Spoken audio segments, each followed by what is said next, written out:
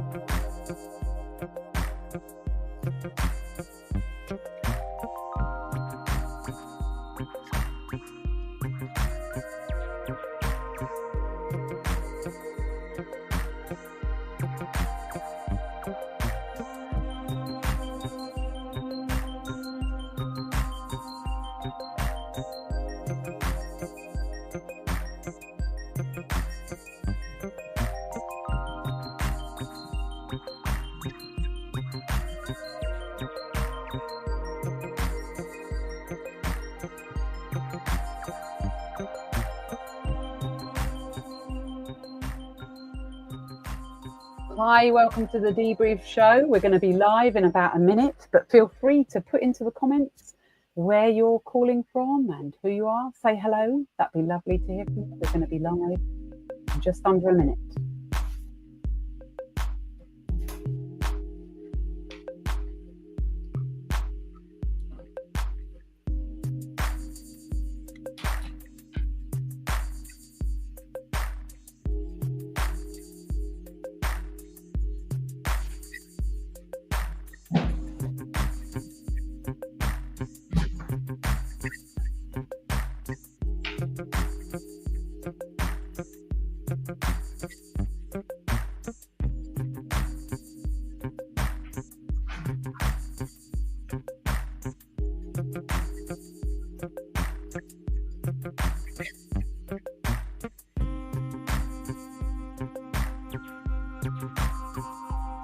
Hi everybody and welcome to the Dee-Brief Show. Hi Will and hi to our special guest Adrianne Carter. We are so chuffed to have you on board with us today. Hello, thanks for having me. My pleasure. I'm really excited. I'm very, very excited because it's something I'm deeply interested in. So Adrianne, I know that you and Dee have worked together in the past and Dee's done some of your training. I would love to know how this kind of all started and really what it means to be a face whisperer. Okay, so the first thing to say is it's nothing to do with skin or facials. I'm not an esthetician or a beautician. So my interest started about 20 years ago. I used to work for a global research company and we specialized in shopper behavior and consumer psychology. And one of the techniques we did was to film the interviews to understand the difference between what people said to what they really meant. And 15 years ago, I went to America and studied the facial action coding system and fully qualified in that. So it's all about the muscle movements of the face and how they move and interact with each other to create some universal facial expressions. Great. Fascinating. So, where do we start, Dee? Well, I did your course and I'm still learning. I'm still learning, but it's absolutely fascinating that when we move our face, we're kind of giving away, we're leaking some clues, aren't we? And even the video I did to promote this show, I found myself rewatching it and seeing where my eyebrows were going up and down and what that meant. So I'm really looking forward to asking you some questions. So hi there from Melanie calling from Somerset. Hi Jane, happy Friday to you too. And hi Graham, nice to see you. Thank you very much for joining us. Feel free to say hello and where you're calling from and ask any questions as we go along, and we might even include you in the questions. So Adrianne, my first question is about pitching. I've got lots of my clients and a lot of your clients as well, Will. They're always pitching to people and presenting or selling in an idea. Tell us, if we're pitching or presenting or selling an idea, what kind of clues on the face can we look for to see if it's landing and they love this wonderful idea, or if they think it's awful? What kind of clues can we look out for? So a great one to look for is the eyebrow flash, which you just talked about, where I'm not very good at doing it to order, but you just did a really good one there. That eyebrow flash, when you see that and you're pitching to someone, you know instantly you've got their attention, you've got their interest, you've created some curiosity in them because you've engendered a little bit of surprise, which is actually one of the best emotions to be creating in your audience. When you're losing them, you might just see a brief wrinkle of the nose. They just like something they've heard. Or one of my favorites is if they are doing this, they're thinking, but the finger goes, the further it goes up the face, the more negative the evaluation is. It's still an evaluation mode. No so you way. still get them back, but as it moves, you're losing them. And is it negative when it starts here, or just no? as it starts? This is normally evaluation. But if it creeps up the face and it ends up here, new I've learned already. That's fantastic. I love that's it. a little bit of body language chucked in there. But the face, we touch our faces when we're feeling nervous, touch our necks when we're feeling threatened or vulnerable in some way. So everything to do with the face, body language, and facial expressions is quite useful to know. Brilliant. And I'd encourage the audience to do these things as we go along, like I'm copying what you're saying, because when you do them, this is how I learned better, is to copy them and then you feel them. So when you said about touching your neck, I did that because you feel something as you're doing that. So exactly. I would encourage anyone listening along to actually, although anyone watching them in an office might think they're extremely odd as they do these facial expressions. Hi, Danny, welcome. And hi, Andrea, thank you for joining us. So that's fantastic. Learned something new already. Tell me, if I want to ask for a pay rise, or I want to get some budget, or I want to ask for something specifically, and I'm a little bit like worried about asking them, and should I push them more to get a yes, or should I leave them alone? Are there any facial cues you can help me with that? Yeah, it depends. If you push, you've got to be really careful because people become defensive and their body language close and their facial expression will close too. So, wide open smiles, faces, open faces, relaxed faces, you're on the right track. When it starts to close in, you see what I've just done with my face there. And then there's a lot of cognitive load potentially going on, or frustration. So be watching for the movements. Oftentimes, if you're going to ask for a budget or a pay rise or something, you know the person fairly well.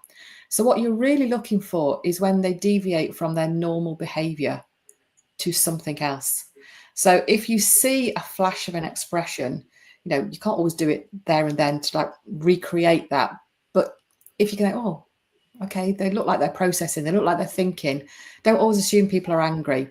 One of the things I always say to people to look for is this, that you ask for a pay rise and the person goes like that or like that, straight away, that is the clue that they're feeling uncertain. So it's probably going to be a no. So how can you tailor that offer? Because you're already straight away, you've seen that they feel uncertain about that. It's probably not something they can do. So maybe downgrade your request a little, or, in 6 months' time or 3 months' time, is that something we could talk about then? And if they relax, you think, oh, okay, that's okay, just at the moment. So be looking for those clues. Great. And could that be that they don't know, they want to give you a pay rise, but they don't know how to ask their boss for it? Like I'm worried about asking the big, so we can then ask, so I guess we'd ask a question. If they did that funny face, you'd say something. What the question what would you say? For the person who's being asked, who feels uncertain, they need to give a reason and say, I would love to ask my boss for that because I think you deserve it. But because of this, and this that's going on in the business, now's not a good time. Let's leave it a week when those matters are resolved and we'll come back to it. When you give people a because, so if you're the person asking for the pay rise, don't just say, I need a pay rise. I'm sick of doing somebody else's job, or whatever it is you're moaning about or not happy about. Say, I need a pay rise because of this extra effort, this extra time, this, and give a because.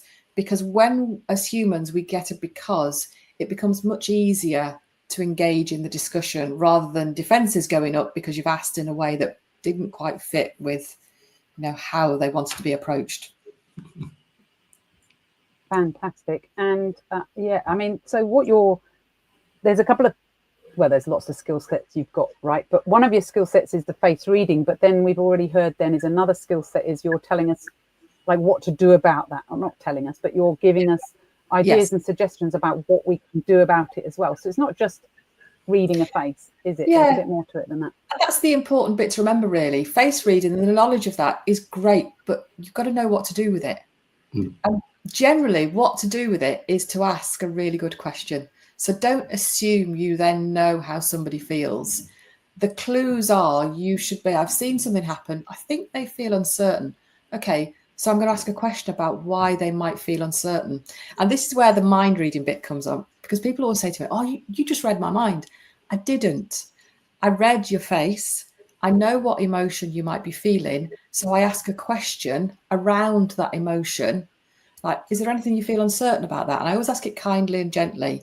And they, because it's fitted in with how they do actually feel, it's like, oh, she read my mind. I didn't. I promise you, I cannot read anybody's minds. But I do know how you might be feeling. And then I can ask a really good question to identify if that's the case or not. So the question is never, oh my, what's going on with your face right now? Never that question, Will. I promise you that question never works. Just because they become more defensive and you're not going to get anywhere with them. So the question is always possibly around the emotion, but done in a subtle way so that it doesn't make them feel they're being analysed. So the reason I love stuff like this is that it's bringing to your conscious mind, you're doing something consciously rather than what you probably do intuitively anyway, which is read people's faces all the time, which we do. We do. And now I'm trying to process it rather than just letting it wash over me and think something's not quite right. It might be this, it might be that, it might be me. Yeah. And you know, if all that people take away from today is, I hope there's more than this, but if all they take away is actually just to switch their awareness on and to take and pay more attention, they're already going to skyrocket their communications. Amazing. Brilliant. I have a question. So if people are really quiet in a meeting, you know, you have the introverted preference and extroverted preference, and someone that's being really quiet in a meeting, sometimes that's okay and sometimes it's not okay. And how do you tell the difference? How does somebody who's running a team tell the difference when it's time to kind of get them involved or not? Yeah. So oftentimes if someone is being quiet in a meeting, but you can sense they want to say something. So the things you'll often see are if they just fidget slightly or they move themselves in the chair, I'll often say, oh, Mike, is there anything you'd like to add to that? And you ask it in a way that they can say no really easily, because we don't want people to feel uncomfortable. You know, Mike, is there anything you want to add? Or if they move or do a little, like almost look as if they're going to put their hand up, but then think better of it because they don't want to embarrass themselves or they're not sure about their question, to say, anything you'd like to add?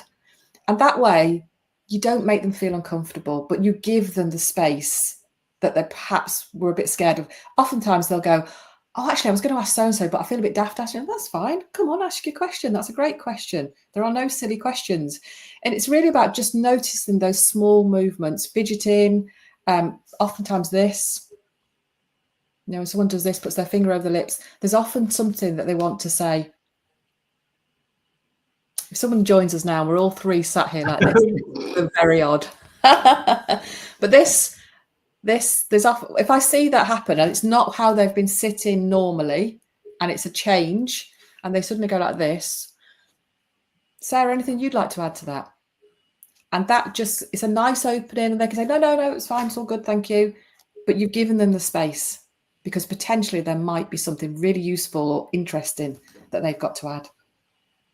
I love that. And Dee and I talk a lot to our clients about peripheral vision and it's taking more in than you're staring at, right? Yes. And noticing more, as you said, about raising your awareness. And sometimes you'll notice things that aren't going to help you at all. Yeah. Which is a distraction. But if you're raising your awareness, you might just catch something that will reveal something really important from a conversation or exchange. Right? And when people are starting out with this, you know, switching their awareness on, pick one thing that you're going to notice. It could be a certain facial expression, like look for the difference between a genuine smile and a polite smile and really just focus on that until that becomes second nature. Or it could be looking out for those nose wrinkles and knowing that that's a sign of like the person's not fully engaged or they dislike something they've just heard or said. Pick one thing. And it could be looking for that. It could be, a number of things, but pick one until that becomes second nature, then go on to something else. And that makes it much easier than trying to capture everything, particularly when you're starting out. Because, even, I've done this for a very long time. I can't capture everything. I've got to pick, choose what I think is going to be most useful for me in that situation. Good stuff. So if I'm, lots of my clients might be maybe presenting to the next level up, maybe they're presenting to the board or to the owners. Is there anything specifically we should look out for when we're talking to the kind of senior, whatever senior means, but senior people? Yeah. So one of my favorite expressions to spot and identify is what we call the facial expression of contempt. That's the half smile. So I'm going to show you. It's not a very good one because I'm faking it, obviously, to give an example, but it looks like this. This side of my face doing nothing, and this side there's just a half smile. It's not enjoyment. That means when you see that, the person is feeling superior in some way, or showing a lack of respect, or can be a little bit of arrogance or contemptuous smugness. That is your cue to, do you want to continue this? Because they haven't got any respect for you. I always say for HR professionals who are hiring, someone comes for a job interview and they're showing high levels of that expression, and it's not because they've won awards or whatever. They either think they're better than the role, or they think they're better than perhaps the interviewer. Either way, they're going to be a nightmare to manage. And the boss, senior person who's doing that facial expression, you've kind of lost their engagement. So you need to somehow get their respect back, or decide maybe, do you know what? I don't need their respect, and maybe goodbye. Wow, that is so powerful. Yeah, that's brilliant. And it kind of leads us on to the next big burning question, really. So Dee and I deal with a lot of people who are looking to, improve their presentation skills, their impact in public speaking. And a lot of the time, the panic word comes up. So they are panicking inside. So just interested to find out if you are presenting to somebody or a group of people, maybe you've even just seen a half smile and you're thinking somebody's really contemptuous towards me. If I'm panicking inside, what will be leaking out? How would you still be able to tell? Is there anything we can do about it? I mean, the training, this is why people need training, to stop the leakage, because people might not know why you're panicking, but they'll pick up on it. So training is so important for presentation skills and feeling confident in yourself. When you've had that preparation, you're much less likely to leak this information because you're prepared. And that's what fear, panic is all about, is uncertainty, and I'm out of control. And that always leaks. It could be your body language or your facial expressions. In your facial expressions, it will leak with those, or I can't do this, but the forehead, not because I've had Botox, by the way, because I have had no Botox. When it happens naturally, I can do it. I just can't fake it. But the forehead lines that go across that way, when someone is panicking, they will be activated, and the way you speak will be, and it's not a smile. The lips stretch back, and then there'll be fidgeting, and there'll be all sorts of things going on that you'll be leaking behavior. So training is so crucial, because that's what prepares you.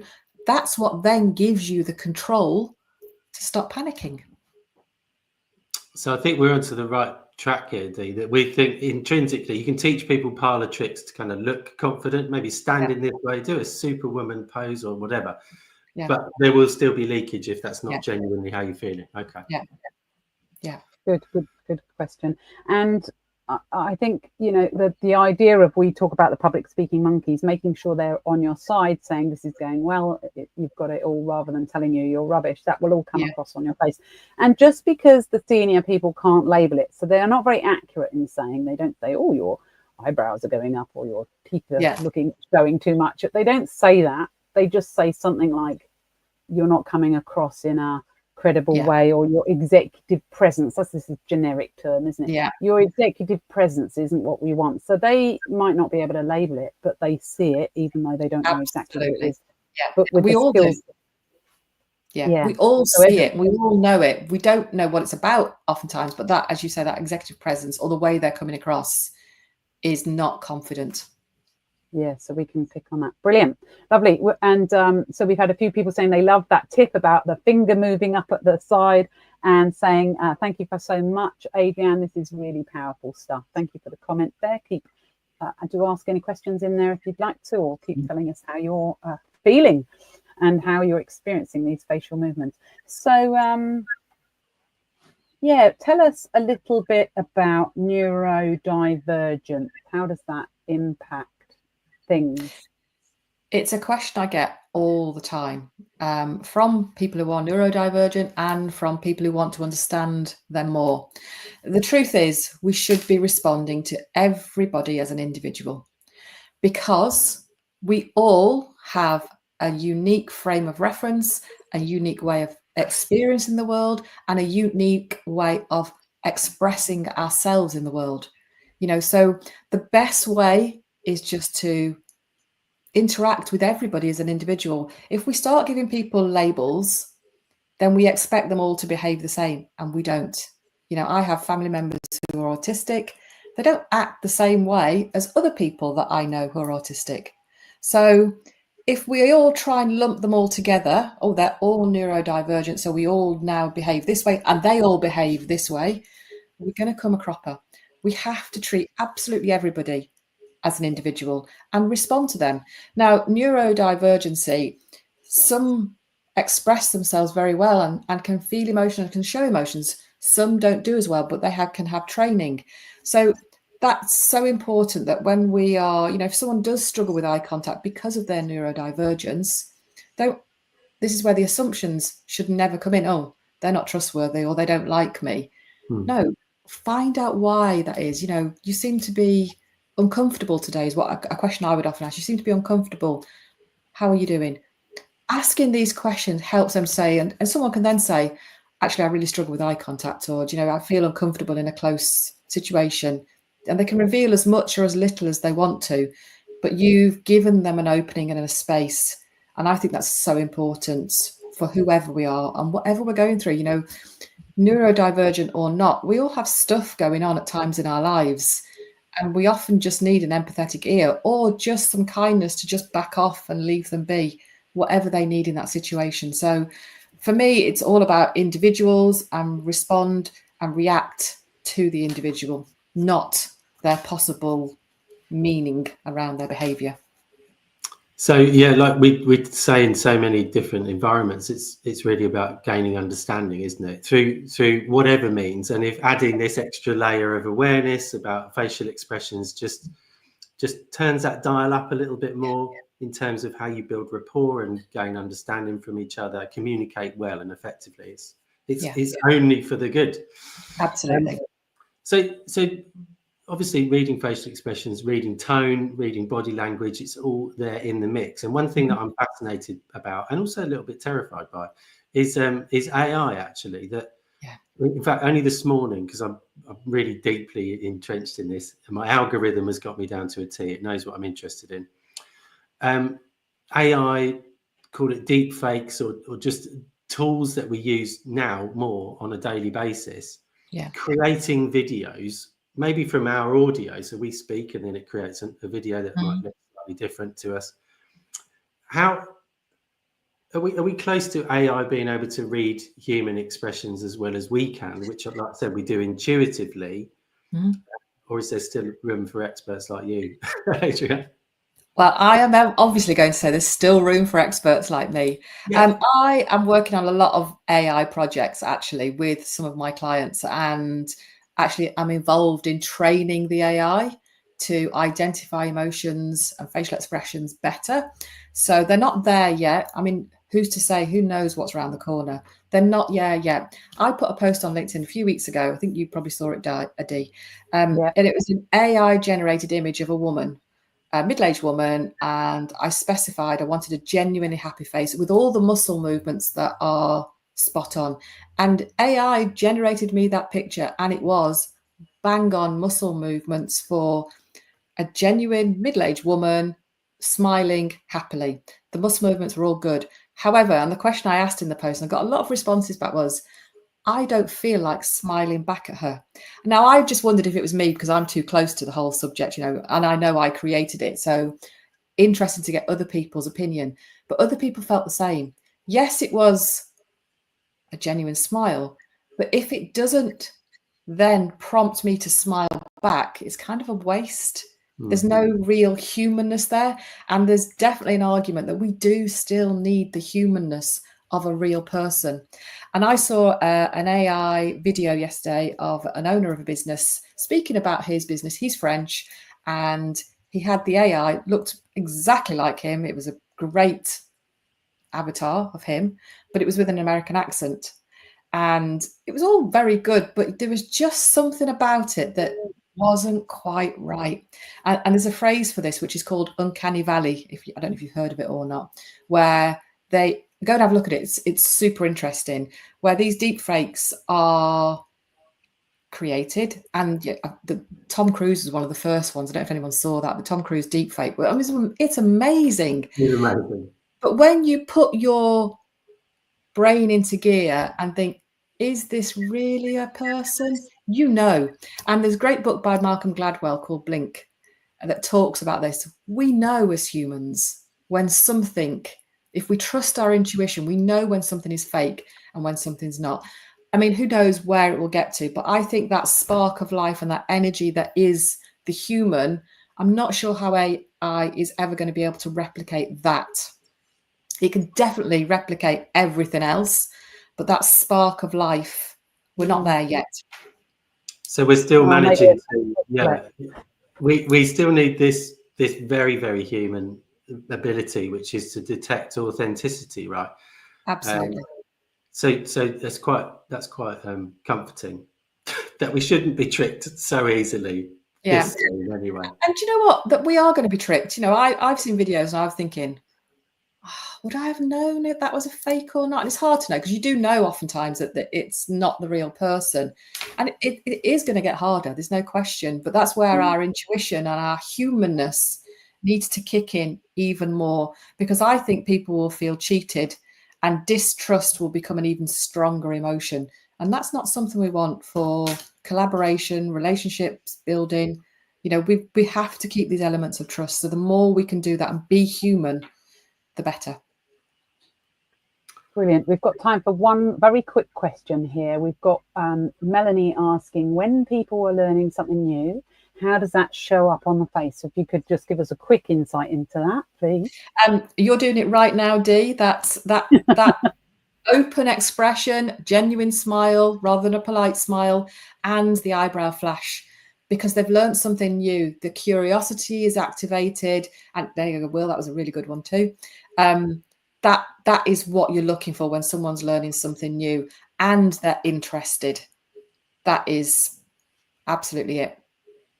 Fantastic. Do you know, I think we could do another 24 shows on this. It is absolutely fascinating. Yeah. And the aim of the Dee-Brief Show is really only to sort of scratch the surface, to give people a flavour if they want to learn more, if they want to do more learning, if they want to follow you, if they want to just be more observant, you know, in real life, have a look at what else you could be looking for in meetings. So I know I want to carry on talking and asking you questions, and I know Will does too, but we're coming just towards the end of the show.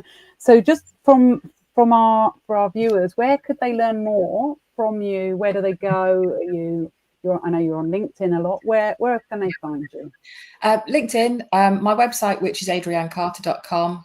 And also I put a lot of content on TikTok. No haters, please.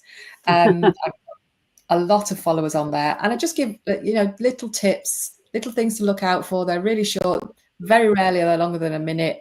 And they're just stuff that you can wade through and fill your boots and find some interesting, helpful stuff, hopefully. I love your little mini videos. They're fantastic. Thank you. So in true Dee-Brief style, we want you guys to do something about it. Jane says her eyebrows are already flashing, and also this is riveting stuff. So it's going down really well. Thank you so much. But it's time for you guys to take action now. So what we've got as a challenge for you is to think of an important meeting coming up, and it might, I'm doing this in the work context, but it might be something with your family as well. but think about how will you watch out for facial cues. And Adrianne, I think your tip was to focus on like one thing. Yes. Yeah, absolutely. Just pick one thing. Don't try and get everything, because you'll miss loads. So just pick one and get good at that. Brilliant. Thank you. Very good. So what would be great now is if you'd love to see more of my the special guests that we have on. We're going to be interviewing more and more people as we go forward with the show. Please do join us and join up to the LinkedIn newsletter so that you can get the debrief notes as well. And Adrianne's going to share her contact information and everything in those notes. And maybe I might even get her to give us a few tips and tricks as well. Who knows? So feel free to scan this QR code, and that will help you to sign up to the Debrief newsletter within LinkedIn and stay up to date. Or just follow me on LinkedIn or follow Adrianne and Will. And if you've enjoyed this today, please do share this link, share this show, share this pre-recording with your colleagues and friends, and please do share the newsletter around too, because it will be even better with more people. And next week we're talking to Dani Bussini, and we're going to be talking about Stronger Together, and she's going to be talking to us about the mindset and behaviors behind outstanding customer outcomes. And Adrianne, you know Dani, don't you? I do. We were together yesterday at the Watch Me Think conference. Yeah. They've got a treat next week coming with Dani. Great. So thank you very much for that. So we look forward to seeing you next week. Thank you to everyone for watching. And if you have any other questions, we're happy to continue to answer on the comments, or you can get in touch with us, and please do have a look at the show notes. Anything more from anyone else, or should we just say goodbye? Goodbye from me. Brilliant. And thank you so much to both of you. It's been brilliant. Thank you very, very much.